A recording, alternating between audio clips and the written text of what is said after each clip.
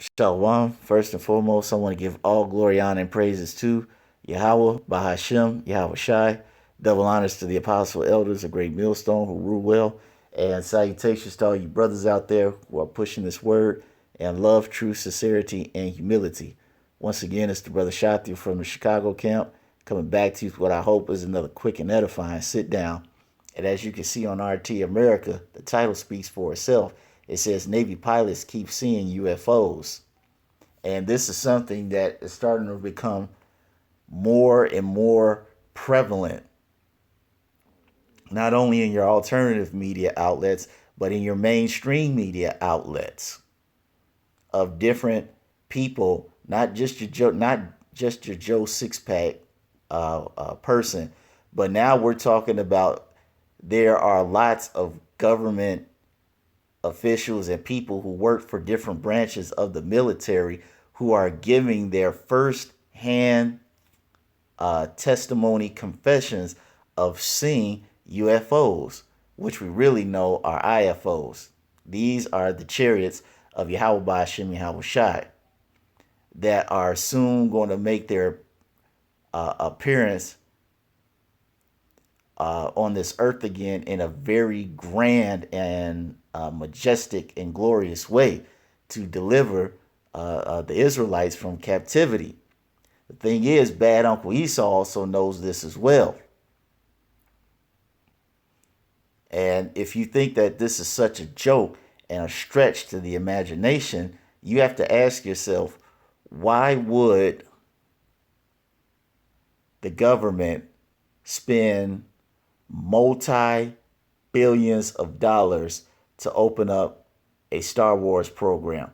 Why would they spend multi-billions of dollars, okay, making a new branch of the armed services to be in space? You have to ask yourself, why would, I'm trying to think if it was Ronald Reagan or George Bush that said, roughly paraphrasing, that the next threat for mankind could come from outer space. Why do you think that they are saying these things? Why do you think that they are spending money on such a, as bad Uncle Esau says, phenomenon? What man spends their money on something that is not going to profit him, okay? Or that there's not going to be a benefit to, or to protect himself from? It doesn't make any sense. Okay, bad Uncle Esau knows that these UFOs are IFOs.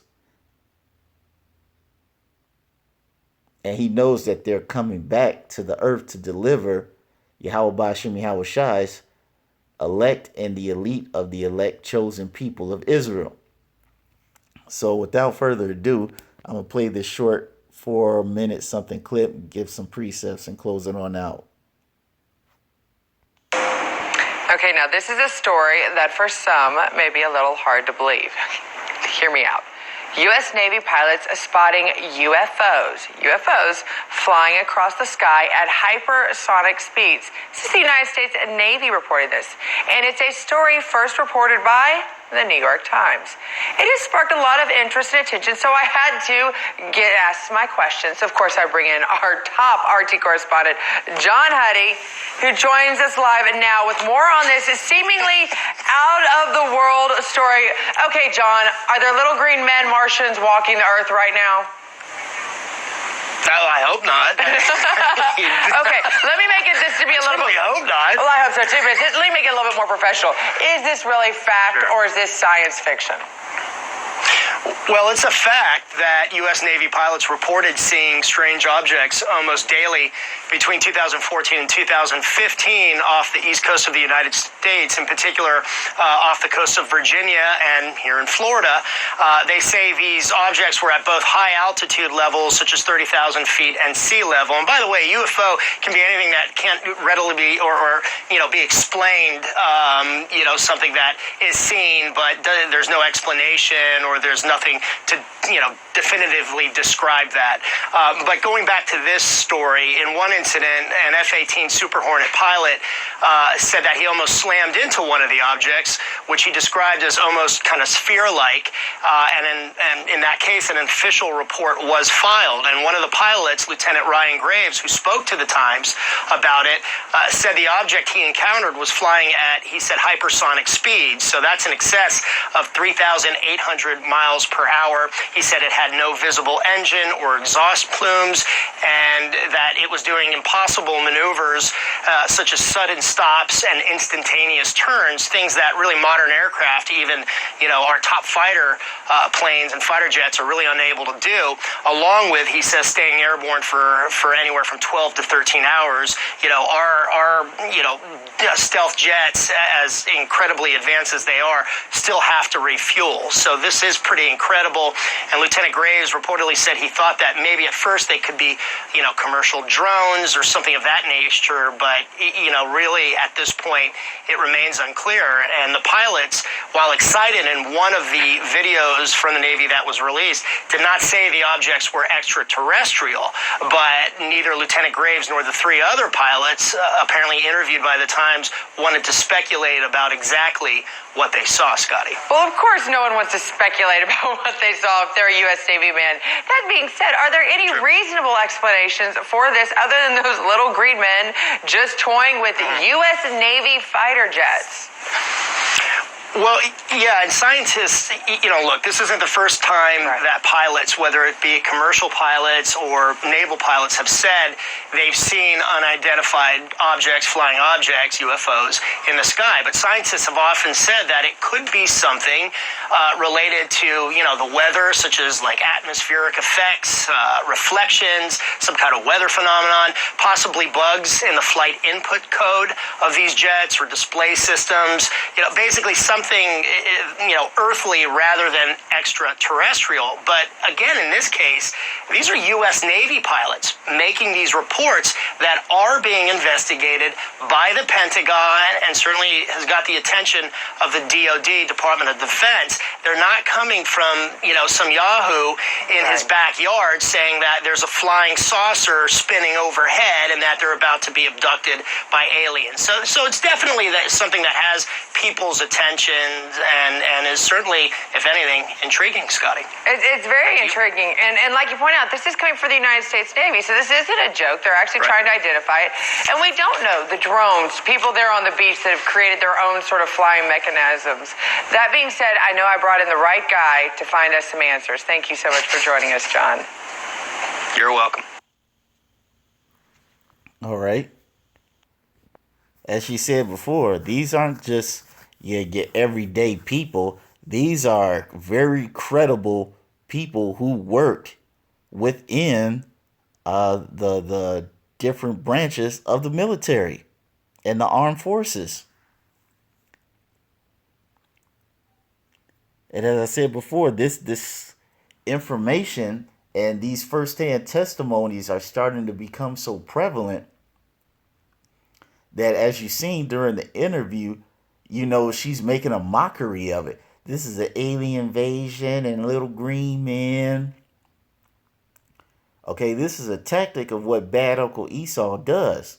Okay, makes light or pretends that something is not serious.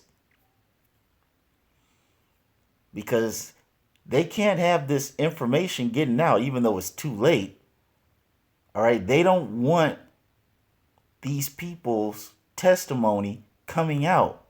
Okay, this has become such a frequent situation worldwide of seeing the Chariots, that especially when you serve in any type of armed service or branch of the military, that they're starting to have gag orders on these people, telling them that, hey, once you give your testimony of what you've seen, what you experienced that day in regards to this UFO, hey, you shut the hell up.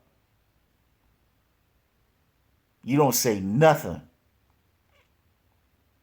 For if you start talking about this, if you start doing interviews, if you start writing books, if you start telling any more information about what you've seen and what you experienced in regards to this UFO, it's going to have grave and dire consequences.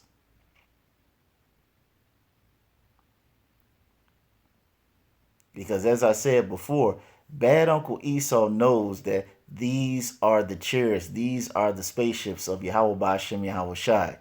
And just to prove that, you remember when the reporter was giving a summary of what the Navy pilot was saying in regards to the movement of the chariots. We're going to go to Ezekiel, the first chapter, and we're going to kind of skip to skip through a few verses. We're going to skip here and there. But this is Ezekiel 1 and 4, and it says, "And I looked, and behold, a whirlwind came out of the north, and a great cloud, and a fire enfolding itself, and a brightness was about it, and out of the midst thereof as the color of amber, and out of the midst of the fire." Okay, so you have a cloud that's enveloped in fire. You've never seen such a thing. Clouds don't have fire inside it.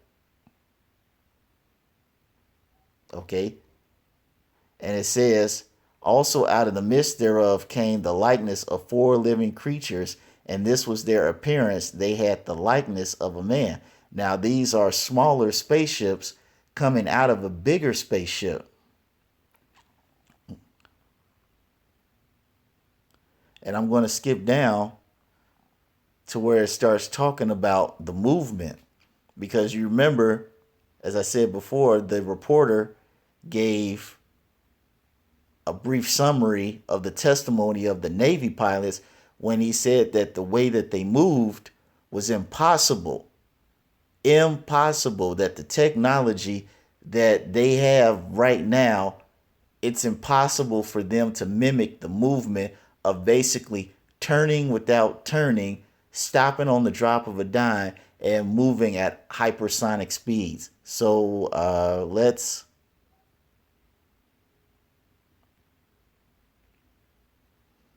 skip down to 20. It says, and these are the smaller spaceships that came out of the bigger spaceship.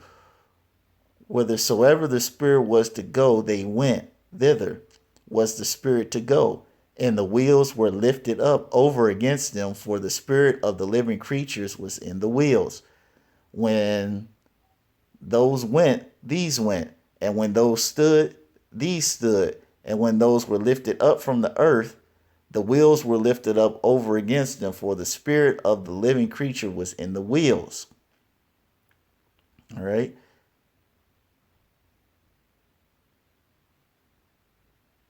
Let me skip down to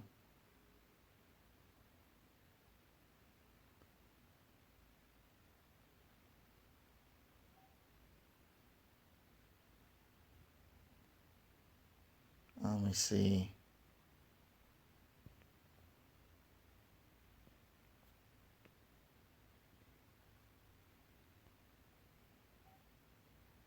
Yeah, I think that was it. But it tells you that this was their movement. They could stop, they went wherever they pleased, and they turned without necessarily turning. Okay, how do you explain such a thing? These are the chariots of the Most High.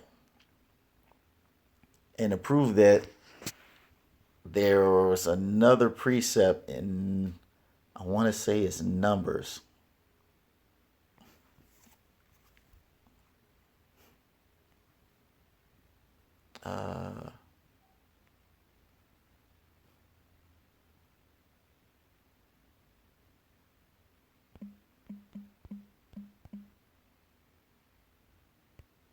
Let me see, cloud and tabernacle.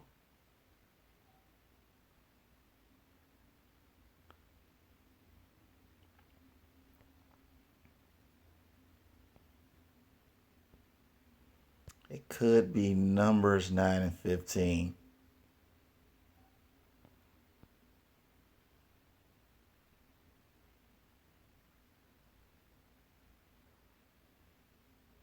Yep, here it is. Numbers 9 and 15. And it says, on that day that the tabernacle was reared up, the cloud covered the tabernacle, namely the tent of the testimony. And at even, there was upon the tabernacle, as it were, the appearance of fire. Okay, until the morning. So, what cloud do you know envelops itself in fire from nighttime into morning? Because you heard the testimony, he said these things stay in the air at the bare minimum 12, 13 some hours. Or 11 if our memory serves me correctly. And he said man has no type of technology to create a machine that flies in the air that will stay in the air consecutively for 11 to 13 hours straight. Come on now. And it says, so it was always the cloud covered it by day and the appearance of fire by night. So this saying that this cloud could stay in a location and look one way in the morning, and the same cloud could look another way at night. And when the cloud was taken up from the tabernacle, then after that the children of Israel journeyed. So this cloud had a specific course that guided the children. Now, what cloud do you know has a specific pathway that it takes to guide people? You haven't heard of such a thing. And it says, in the place where the cloud abode, there the children of Israel pitched their tent. So that means whenever this cloud didn't want to move, it just stayed in a one location. Now, what cloud can you look up, or what cloud can you look at when you look into the sky and see that it stays in one location? Okay. And it says, and when the cloud tarried long upon the tabernacle many days. Clouds don't stay in one place for many days. Enveloped in fire. With a specific path guiding a nation of people. Come on now. It says, then the children of Israel kept the charge of Yahweh and journeyed not.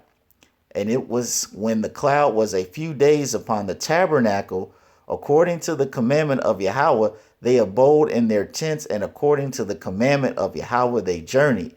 And so it was when the cloud abode from evening unto morning, and that the cloud was taken up in the morning, then they journeyed, whether it was by day or by night that the cloud was taken up, they journeyed, or whether it were 2 days or a month or a year that the cloud tarried upon the tabernacle. Name one cloud that could stay in one place for a whole year, that could envelop itself in fire and be a beacon of light and a tool for direction for an entire nation of people. Hey, don't kill the rest of your remaining 2 brain cells. I'm going to tell you like this. It's the chariots of the Lord. And it says, the children of Israel abode in their tents and journeyed not. But when it was taken up, they journeyed. Okay, at the commandment of Yahweh, they rested in tents. And the commandment of Yahweh, they journeyed. They kept the charge of Yahweh at the commandment of Yahweh by the hand of Moses. All right, so these UFOs, these so-called strange phenomenon, as Bad Uncle Esau will let you know, these are spaceships. This is why when you see movies like Independence Day or what's that, District 9, or any of these movies that have spaceships, the spaceship is always enveloped in a cloud and it has fire like amber coming from it. Bad Uncle Esau knows that these are the chariots of Yahweh Ba'ashem Yahweh Shai. And he's scared. That's the reason why there's a huge campaign to cover this type of video footage up. That's why they strive so hard to instill fear in anybody, especially one working within the armed services. That's why they strive so hard to instill that fear in them, because they do not want people knowing the truth. That these are chariots of Yahweh Ba'ashem Yahweh Shai, as I said before, who have made their appearance many times throughout history, but they're about to make a grand and glorious return. So far and so much that it will be undeniable when they come back into this world. They will know that all these UFOs and these so-called UFOs are the chariots of Yahweh Ba'ashem Yahweh Shai, and they are coming back to deliver his chosen people, the elect and the elite of the elect of Israel. So with that being said, I want to give all glory, honor, and praises to Yahweh Ba'ashem Yahweh Shai. Double honors to the apostle elders of Great Millstone who rule well. And salutations to all you brothers out there pushing this word in love, truth, sincerity, and humility. With that, we're going to say shalom.